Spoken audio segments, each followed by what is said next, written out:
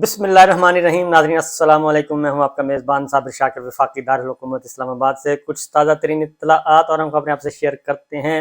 बड़ी मज़े की खबरें हैं, बल्कि लतीफ़ा खबरें हैं। और इंसान तसव्वुर नहीं कर सकता कि दुनिया आगे से आगे की तरफ जा रही है और हम पीछे से पीछे की तरफ जा रहे हैं।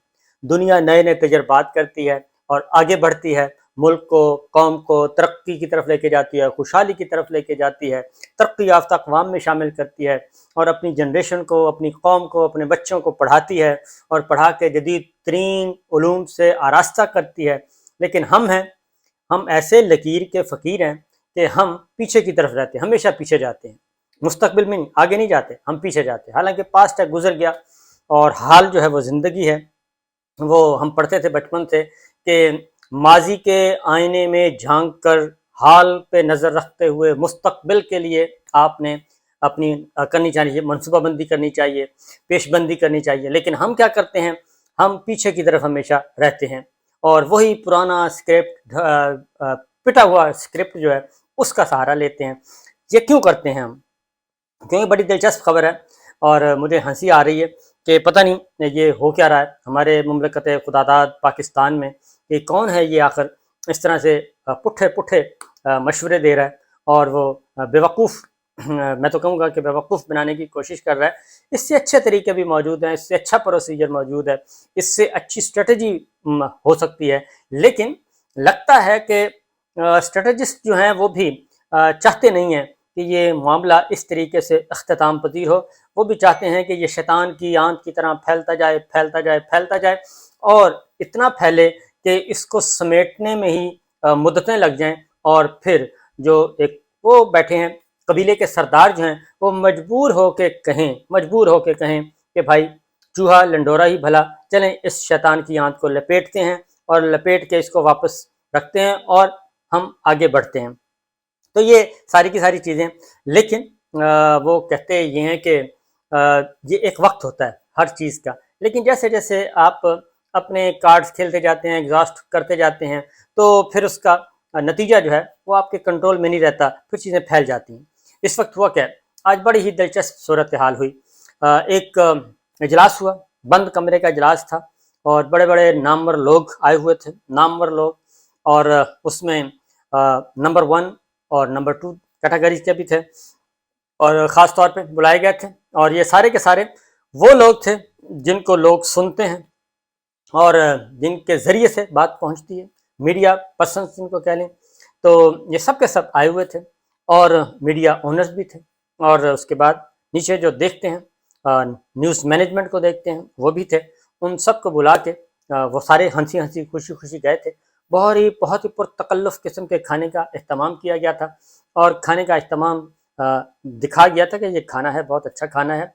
लेकिन हुआ ये कि एक लम्हे में, पलक झपकने में एक जानदार किस्म की शख्सियत आती हैं और वो ऐलान करती हैं, 4 जुमले बोलते हैं। 4 जुमले बोलने के बाद वो कहते हैं कि मीटिंग बर्खास्त, जो कहना था कन्वे कर दिया और आपके लिए बहुत अच्छा खाना है, खाना खाएं और अपने अपने घरों को जाएं। लेकिन जो बात हमने आपको बताई है इस बात से आगे पीछे नहीं होना, ये फाइनल है, हतमी है और इर्रिवर्सिबल है, इर्रिपेयरेबल है।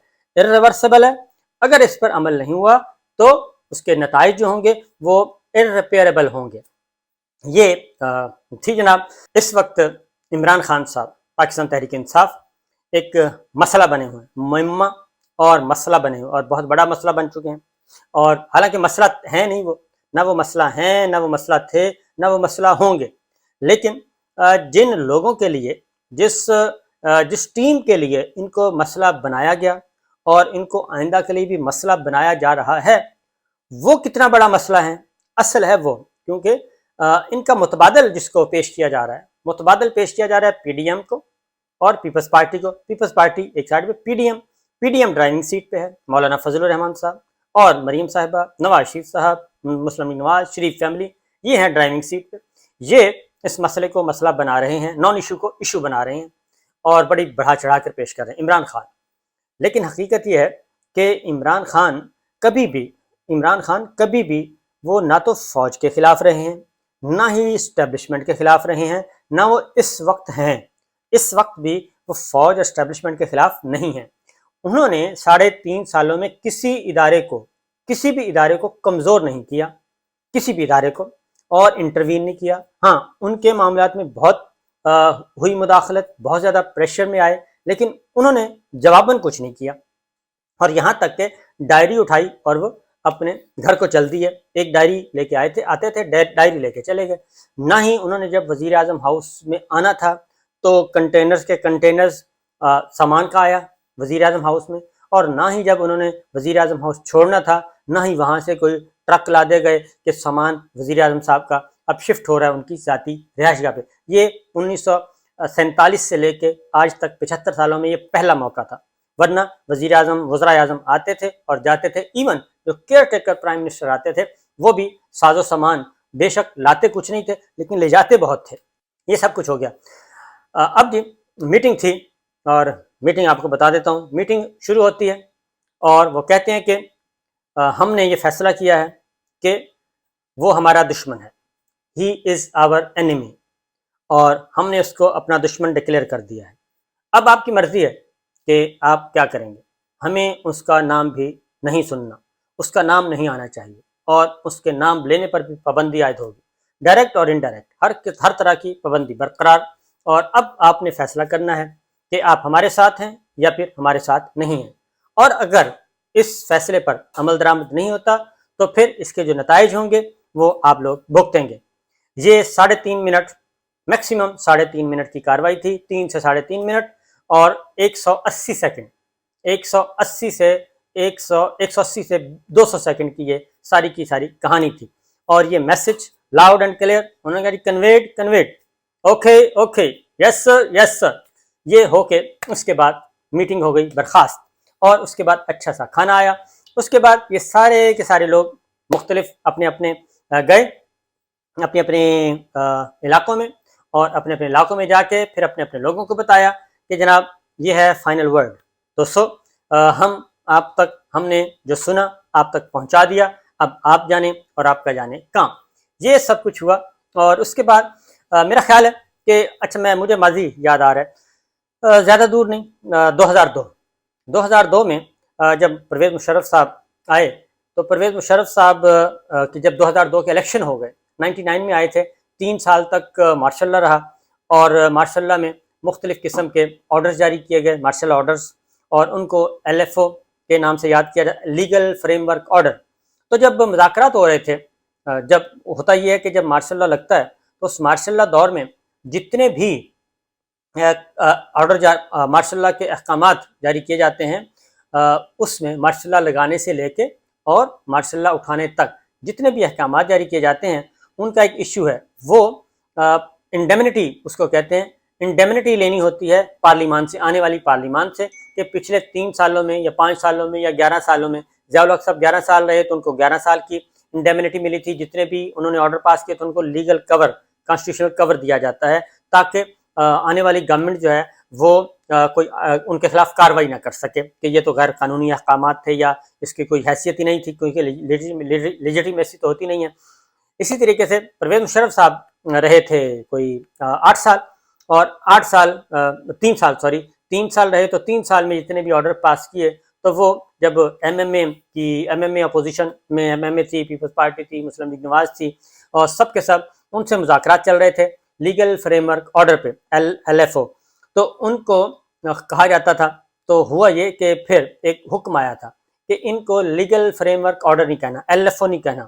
پاکستان ٹیلی ویژن کو بھی یہ حکم گیا، اور جو حکومت کی خبر رسائی ادارے ہیں، APP سرکاری ادارے، ان کو بھی یہ حکم گیا، اور اخبارات کو بھی حکم گیا کہ آپ نے LFO نہیں کہنا، بلکہ آپ نے کہنا ہے آئینی ریفارمز، قانونی اصلاحات، اس کو ریفارمز کہنا ہے. تو لہٰذا وہ ریفارمز کہا جاتا تھا. تو اسی طریقے سے اب بھی یہ کہا جا رہا ہے. لیکن یہ میٹنگ تھی 3.5 منٹ کی، اور یہ بھی میٹنگ برخاست بھی نہیں ہوئی تھی کہ فوری طور پہ یہ خبر جو ہے وہ جنگل میں آگ کی طرح پھیل گئی اور پوری دنیا میں پھیل گئی. اور اس کے بعد پھر ہم نے دیکھا کہ مریم صاحبہ تقریر کرتی ہیں تو انہوں نے جہاں بھی عمران خان صاحب کا نام لیا، اس پہ عمران خان صاحب کے نام پہ وہ بیپ چلتی رہی، ٹوں ٹوں ٹوں کی آواز آتی رہی، اور ان کا نام لینا پابندی عائد کر دی گئی. اس کے بعد جو ہمارے میڈیا مینیجرز ہیں، میڈیا پرسنز ہیں اور ڈائریکٹر نیوز ایڈیٹرز، ان کی پھر ایک پریس ریلیز بھی آئی کہ یہ جو بدترین قسم کا سینسرشپ ہے اس کو ختم کیا جائے، اور اس طریقے سے جو آئین ہمیں اجازت دیتا ہے پابندی نہیں لگانی چاہیے، آئین کے حدود کے اندر رہتے ہوئے ہمیں اپنا کام کرنے دیا جائے۔ اب مسئلہ یہ ہے کہ اگر عمران خان کا لفظ بین کر دیا جائے الیکٹرانک میڈیا پہ، پرنٹ میڈیا پہ، تو پھر کیا کہا جائے گا؟ فار ایگزامپل وہ عدالت میں جاتے ہیں تو وہاں پہ حاضری ہوتی ہے، تو کیا بتایا جائے گا کہ آج کس کی حاضری ہے احتساب عدالت میں، آج عدالت نے کس کو ضمانت دی، آج عدالت نے کس کا بیان قلم بند کیا، کیونکہ آج القادر ٹرسٹ کی پریس کانفرنس ہوتی ہے تو اس میں پھر کیا کہا جائے گا۔ تو بہرحال یہ ایک بڑی ہی دلچسپ صورتحال ہے، تو یہ کوشش کی جا رہی ہے، لیکن سوشل میڈیا پہ بہت زیادہ رد عمل آ رہا ہے اس پہ، اور الیکٹرانک میڈیا اور جو اخبارات کے ایڈیٹرز کی ایک تنظیم ہے انہوں نے بھی اس پہ آواز بلند کی ہے۔ بہرحال دیکھتے ہیں کہ ماضی میں بھی ذوالفقار علی بھٹو صاحب پہ بھی ایسا ہی وقت آیا تھا، نواز شریف صاحب پہ ایسا وقت آیا، محترمہ بے نظیر بھٹو پہ ایسا وقت آیا، یعنی کہ پیپلز پارٹی پہ، مسلم لیگ نواز پہ، دیگر جماعتوں پہ، تو پاکستان تحریک انصاف پہ یہ فرسٹ ٹائم آیا ہے۔ یہ سب کچھ کیوں کیا جا رہا ہے یہ میں آپ کو بتاؤں گا انشاءاللہ اگلے ویلاگ میں، کیونکہ گفتگو لمبی ہو رہی ہے، لیکن کہنا یہی تھا کہ ضیاء الحق صاحب کی آخری تقریر مجھے یاد آ رہی ہے، کیونکہ ضیاء الحق صاحب بھی یہی کہتے تھے۔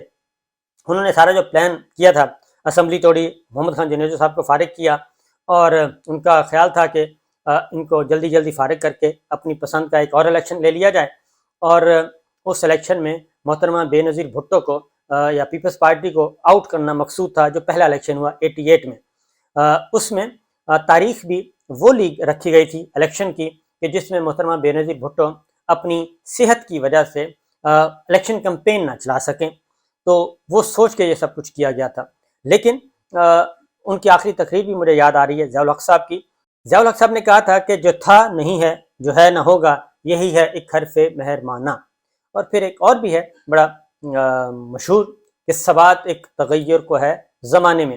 تو میرا خیال ہے کہ اس طرح کی اس عصر حاضر میں، جمہوری دور میں، ترقی یافتہ دور میں، جہاں پہ آئین موجود ہے، قانون موجود ہے، عدالتی نظام موجود ہے، عدالتیں موجود ہیں، اور جمہوریت ہے، جمہوری نظام ہے، پارلیمنٹری ڈیموکریسی ہے، تو ایسی پابندیاں لگانا اور ایسی پابندیاں لگوانا میرا اپنا خیال ہے کہ اس کا کوئی فائدہ نہیں ہوگا۔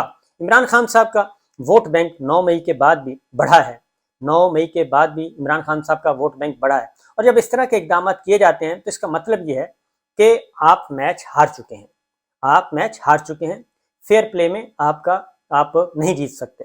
ایون انفیئر مینز بھی استعمال کیے جا رہے ہیں، لیکن انفیئر مینز استعمال کرنے کے بعد بھی میچ آپ کے قابو میں نہیں ہے، میچ آپ کے ہاتھ سے دن بدن نکلتا جا رہا ہے، کیونکہ پارٹی توڑ کے دیکھ لی، لوگوں کو الگ کر کے دیکھ لیا، 9 مئی ہو گیا، اس کے بعد جو ایک قہر نازل ہے پورے ملک میں وہ بھی ہم نے دیکھ لیا، لیکن اس کے باوجود جو سرویز آ رہے ہیں، جو رپورٹس آ رہی ہیں، اس میں ابھی بھی عمران خان صاحب ہی مقبول ترین رہنما ہیں، اور وہ بڑے زور شور سے کہہ رہے ہیں کہ میں کسی قسم کا کمپرومائز کرنے کے لیے تیار نہیں ہوں، out of the way compromise, میں موجود ہوں، میرا ووٹ بینک موجود ہے، آپ پارٹی بھی توڑ لیں، جب آپ کی تسلی ہو جائے اس وقت آپ الیکشن کروا دیں، 4 ہفتے بعد 4 ہفتے آپ کے پاس کافی ہیں۔